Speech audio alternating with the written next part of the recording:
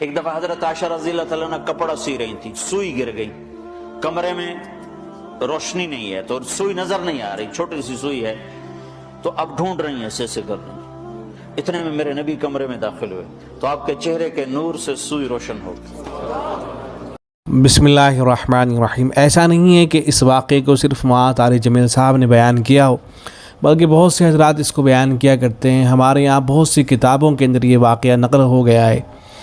ایک صاحب نے ایک کتاب کا صفحہ بھی مجھے بھیجا جس میں یہ واقعہ اس طرح سے لکھا گیا ہے کہ حضرت عائشہ رضی اللہ عنہ سے روایت ہے، کنز العمال میں ایک حدیث مروی ہے، وہ فرماتی ہیں کہ میں نے حضرت حفصہ بنت رواحہ رضی اللہ عنہ سے عاریت پر ایک سوئی لے رکھی تھی، اس سے میں حضور اقدس صلی اللہ علیہ وسلم کا کپڑا سیا کرتی تھی۔ اندھیری رات میں وہ سوئی میرے ہاتھ سے گر گئی، بہت تلاش کی نہیں ملی۔ جب حضور اقدس صلی اللہ علیہ وسلم گھر میں تشریف لائے تو آپ صلی اللہ علیہ وسلم کے چہرے انور کے نور کی شعاؤں سے سوئی دکھائی دینے لگی۔ میں نے ہنس کر سوئی اٹھا لی۔ حضرت عائشہ رضی اللہ تعالیٰ عنہ فرماتی ہیں کہ لنا شمس وللآفاق شمس وشمسی افضل من شمس السماء، کہ ہمارا ایک سورج ہے اور دنیا والوں کا بھی ایک سورج ہے، اور میرا سورج آسمان کے سورج سے افضل ہے۔ پھر آگے بھی یہ اگلا شعر بھی بیان کیا جاتا ہے کہ فإن الشمس تطلع بعد الفجر وشمسی تطلع بعد العشاء، اس طرح سے اس کو بیان کیا جاتا ہے۔ تو یہ واقعہ جو ہے معتبر نہیں ہے، اس کو بیان نہیں کرنا چاہیے۔ بہت سے حضرات اس کو بیان کیا کرتے ہیں۔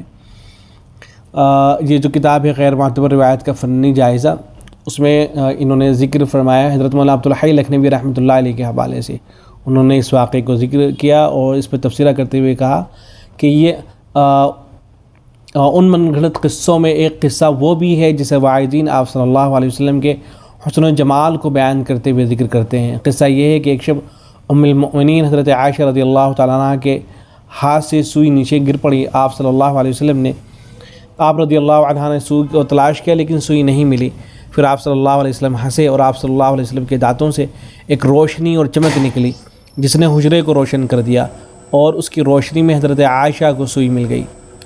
فرماتے ہیں کہ یہ قصہ اگرچہ معارج النبوہ اور سیرت کی دیگر کتب میں مذکور ہے جو رتب و یابس پر مشتمل ہیں، ان کتب کی ہر چیز پر اعتماد صرف وہی شخص کر سکتا ہے جو سو رہا ہو اور اونگ رہا ہو، لیکن عقل و نقل کی کسی حیثیت سے روایت ثابت نہیں ہے۔ ایسے ہی دارالفتہ بن نوری ٹاؤن کا جو فتویٰ ہے اس میں اس قصے سے متعلق سوال کیا گیا، حضرت عائشہ رضی اللہ تعالیٰ عنہ کی سوئی گم ہو گئی تو آپ نے اس کو ڈھونڈنے لگی آپ، اور رات کا وقت تھا، سوئی ان کو نہیں مل سکی۔ حضور اقدس صلی اللہ علیہ وسلم تشریف لائے تو ان کے نور کی وجہ سے وہ سوئی حضرت عائشہ رضی اللہ عنہ کو مل گئی۔ تو پہلے تو انہوں نے جواب میں بتایا ہے کہ کن کتابوں کے اندر یہ واقعہ نقل ہوا ہے، مثلا تاریخ دمشق کے اندر جو ابن عساکر رحمۃ اللہ علیہ کے اس کے اندر یہ واقعہ نقل ہوا ہے، اور بھی کتابوں کے حوالے دیے۔ پھر اس کے راویوں پر انہوں نے تبصرہ کیا ہے، اور پھر آخر میں خلاصے کے طور پر یہ لکھا ہے کہ مذکورہ والا قصہ محدثین کے اقوال کی روشنی میں درست نہیں ہے، لہذا اس کی نسبت حضرت عائشہ رضی اللہ عنہ اور خاتم النبیین صلی اللہ علیہ وسلم کی طرف کرنا درست نہیں ہے۔ تو اس واقعے کو بہرحال بیان نہیں کرنا چاہیے۔ نبی اکرم صلی اللہ علیہ وسلم کے جمال مبارک اور آپ صلی اللہ علیہ وسلم کے حسن مبارک سے متعلق اور بہت سی روایتیں آئی ہیں جو مستند اور معتبر ہیں، انہی کا اہتمام کرنا چاہیے۔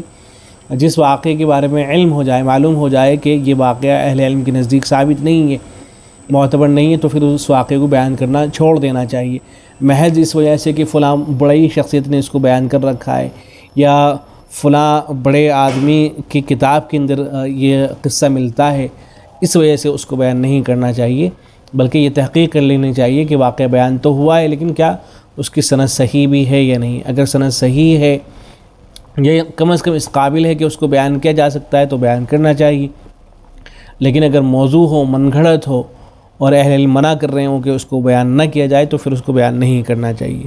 السلام علیکم ورحمۃ اللہ۔